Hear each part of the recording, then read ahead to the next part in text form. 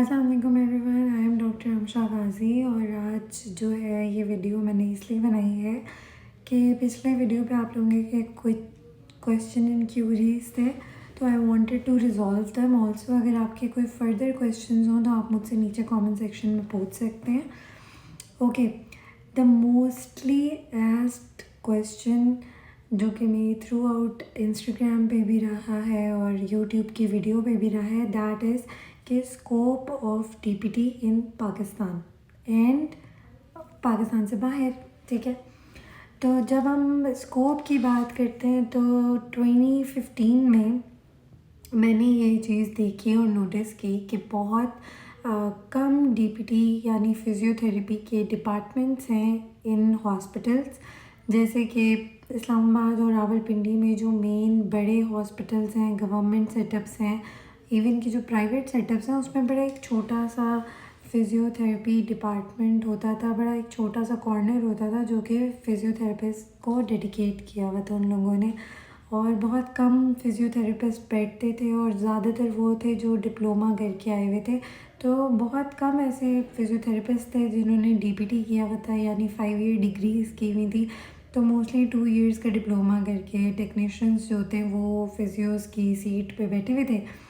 और इसमें उनका कोई कसूर भी नहीं है, बिकॉज़ हमारे पाकिस्तान में उस टाइम पे वही फ़िज़ियोथेरेपिस्ट होते थे।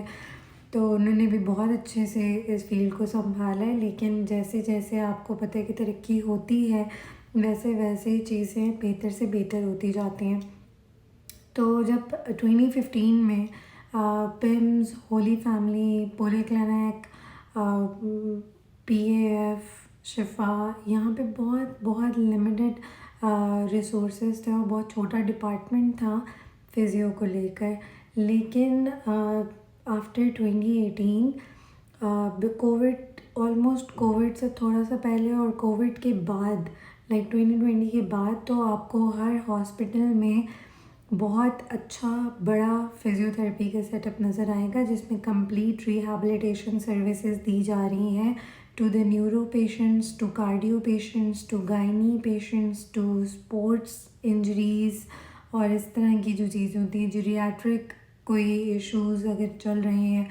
इसके अलावा पीडियाट्रिक कोई प्रॉब्लम्स आ रही हैं, यानी बच्चों के साथ कोई मसला आ रहा है, तो भी फ़िज़ियो की जा रही है। पहले सिर्फ प्री एंड पोस्ट रिहैबिलिटेशंस होती थी और जिन लोगों को फॉलेज हो जाता था, यानी स्ट्रोक हो जाता था, वही लोग अवेयर थे फ़िज़ियोथेरेपी को लेकर बैक इन 2015 और उससे भी पहले। लेकिन आफ्टर 2018 आप देखेंगे कि बहुत ज़्यादा लोगों में ये चीज़ कॉमन हो गई है और बहुत ज़्यादा अवेयरनेस फैल गई है। तो यहाँ से हम इस फील्ड का अंदाज़ा लगा सकते हैं कि कुछ ही टाइम पीरियड में इस फील्ड ने इतना ज़्यादा नाम बनाया है और बहुत सारे ग्रेजुएट्स जो है वो निकले हैं। और ये बहुत ही कम सैचुरेटेड फील्ड थी, आहिस्ता आहिस्ता सैचुरेशन की तरफ जा रही है। लेकिन अगेन पाकिस्तान में टैलेंट बहुत ज़्यादा है, तो बहुत सारे लोग इस फील्ड को चूज़ करते हैं और इसमें काम कर रहे हैं और बहुत अच्छा काम कर रहे हैं। तो इस फील्ड का काफ़ी स्कोप है। और अगर आप लोग अर्निंग की बात करेंगे कि इन पाकिस्तान आप कितना अर्न कर सकते हैं, तो अगर आप स्टूडेंट हैं और आप होम सेशंस पे काम कर रहे हो और अगर आपके 3 से 4 अच्छे होम सेशंस लग गए हैं तो आप मिनिमम 1 और 2 लाख कमा सकते हैं। That is your minimum ways for 1 month salary जो आपकी बनेगी। और अगर आप एक प्रोफेशनल हैं और आप किसी क्लिनिकल सेटिंग में बैठे हुए हैं और आपकी पेशेंट फ्लो अच्छा है, like 5 to 10 patients per day है, तो आप इजीली इसको 2 से 3 लाख अर्न कर सकते हैं और इससे भी ज़्यादा कर सकते हैं। लेकिन it all depends on your skills, expertise, experience और ये सारी चीज़ें। अगेन बिज़नेस आपने करनी नहीं, आपने पेशेंट ट्रीट करना है, तो वो चीज़ आपका मेन कंसर्न होनी चाहिए। मैं सिर्फ एक रफ एस्टिमेशन दे रही हूँ कि इतनी सैलरीज़ होती हैं। अगर आप हाउस जॉब और गवर्नमेंट साइड पे जाएंगे तो वहाँ पे आपकी सैलरीज 70,000 से स्टार्ट होती हैं, कम सैलरीज़ हैं। और इसमें एक चीज़ ये है कि डीपीटी जो बाहर इसका क्या स्कोप है, तो बाहर ये है कि आपको मिनिमम 6 लाख से आप स्टार्ट करते हैं अर्निंग और फिर बढ़ाते जाएं इसको आप मैक्सिमम 22 लाख पाकिस्तानी रुपीज़ आपके बन सकते हैं अगर आप एक अच्छे थेरेपिस्ट हैं, ठीक है। अच्छा, दूसरी बात ये कि फिजियोज़ मेडिसिन प्रिस्क्राइब कर सकते हैं या नहीं, तो आप मेडिसिन प्रिस्क्राइब कर सकते हैं। आपने फार्माकोलॉजी पढ़ी हुई है, आप एलिजिबल हैं मेडिसिन प्रिस्क्राइब करने के। इवन आप सर्जरी भी प्रिस्क्राइब कर सकते हैं अगर आपको डाउट हो तो आप ये दोनों काम कर सकते हैं।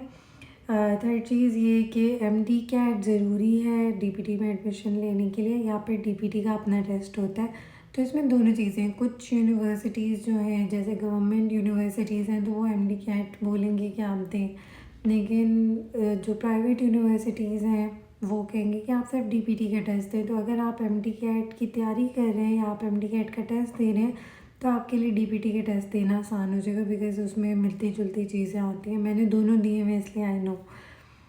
Okay, which university is good for DPT? तो यूनिवर्सिटी देखें कोई भी हो, इट डज़न्ट मैटर। हाँ, HEC अप्रूव्ड हो तो ज़्यादा अच्छी बात है अगर HEC से अप्रूव्ड है। सेकेंडली ये कि यूनिवर्सिटी जैसी भी हो, आपसे यूनिवर्सिटी का नाम होता है, यूनिवर्सिटी से आपका नाम बहुत मुश्किल है, ठीक है। तो आप अपने आप को इतना काबिल बनाएं, यूनिवर्सिटी में इतना अच्छा पढ़ें कि आपकी वजह से आपकी यूनिवर्सिटी का नाम बने। सेकेंडली ये कि HEC अप्रूव्ड हो तो ज़्यादा अच्छी बात है कि ऑथेंटिक है, आपको पता है कि आपकी जो डिग्री है वो HEC से अप्रूव हो जाएगी, तो आपके लिए बाहर अप्लाई करना इतना मुश्किल नहीं होगा, आपके लिए आसानी हो जाएगी। और फिर हमारा ये क्वेश्चन है कि जब आप डीपीटी में एडमिशन लेते हैं तो कैसे पता चलेगा कि कौन से सब्जेक्ट से आपका कैसे इंटरेस्ट बनेगा? तो इतना मुश्किल नहीं है, आसान ही है। इट्स लाइक बायोलॉजी, लेकिन थोड़ा सा उसको आप एक्सटेंड कर दें, आप बायोकेमिस्ट्री निकाल दें, उसमें से अलग कर दें, आप उसमें से structure of human body inside अलग कर दें, एनाटमी आउटसाइड अलग कर दें तो एनाटमी, इनसाइड अलग कर दें फिजियोलॉजी। तो इस तरह के डिफरेंट सब्जेक्ट्स निकलेंगे, लेकिन सारे के सारे मेडिकल रिलेटेड ही होंगे और MBBS के और हमारे ऑलमोस्ट सेम सब्जेक्ट्स होते हैं। तो फ़र्क सिर्फ ये है कि हम लोग टिश्यूज़ और वो सब इतनी डिटेल में नहीं पढ़ते, बट हम ऑर्गन्स को मतलब डिटेल में पढ़ लेते हैं। तो थोड़े थोड़े फ़र्क है, जैसे वो सर्जरी कर सकते हैं, हम सर्जरी नहीं कर सकते। तो हर फील्ड की अपनी रिस्पेक्ट है, हर फील्ड का अपना काम है।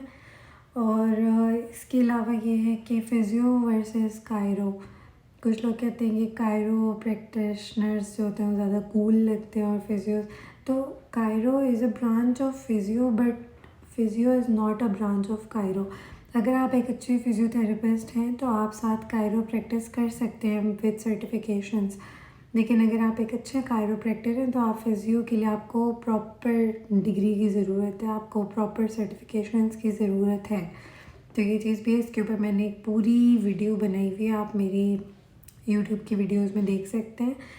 अच्छा इसके अलावा यही है कि मेरे ख्याल से इतने क्वेश्चन आज के लिए, इस पार्ट के लिए बहुत हैं। अगर आपके और कोई क्वेश्चंस हैं तो आप मुझसे नीचे कमेंट सेक्शन में पूछ सकते हैं। You can subscribe to my channel and you can ask your questions also.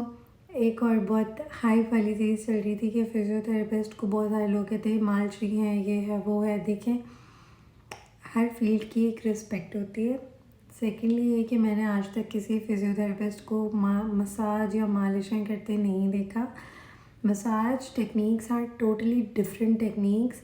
और सेकेंडली ये कि हमारी फील्ड में बहुत सारी चीज़ें होती हैं, मोबिलाइजेशन है, ग्लाइडिंग है, ट्रैक्शन है, डिस्ट्रैक्शन है, मैनिपुलेशंस हैं, एक्टिव एंड पैसिव स्ट्रेचिंग्स हैं, बहुत सारी चीज़ें हैं जिसके ऊपर हमने फोकस करना होता है। तो we are not focusing on massage therapy, it's a part of physio, consider हम कर सकते हैं, but we are not dependent on massage. So yeah that's it. और अगर इसके अलावा भी अगर आपको कोई कहते तो we can not do anything about it. हम क्या कर सकते हैं? हम सबसे पहले हम फिजियोथेरेपिस्ट हैं, डॉक्टर होना ना होना वो बात की बात है, देन वी आर डॉक्टर्स। लेकिन सबसे पहले आप फिजियोथेरेपिस्ट हैं और आप अपने टाइटल को ऑन करें। Thank you so much for watching. और बाकी वीडियोस अगर आपको चाहिए तो do let me know. Thank you so much. Have a nice day ahead. Bye bye.